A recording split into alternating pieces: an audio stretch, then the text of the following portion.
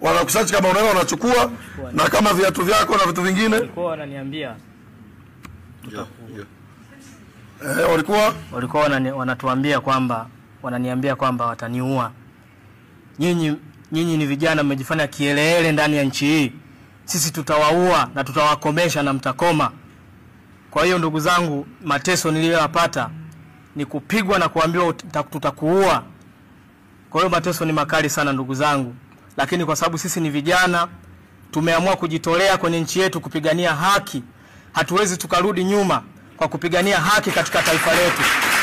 Hata kama watatuua, hawawezi wakaua. Wamemuua Soka, wamemuua Alikibao, wamemuua wetu wengi. Lakini sisi hatuwezi kurudi nyuma kwa kusema kwamba tutaogopa kufa. Sisi tutakufa tu.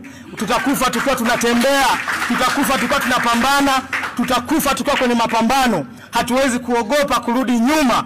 Tutakufa huku tunatembea, tutakufa tunapigania haki, tutakufa tunapigania maisha yetu, tutakufa tunapigania vizazi vyetu. Kwa hiyo ndugu zangu, niwaombe hatuwezi kurudi nyuma. Tuendelee na mapambano mbele kwa mbele. Mwenyekiti wetu yuko ndani, tusirudi nyuma. Kufa sisi tutakufa ndugu zanguni. Peoples.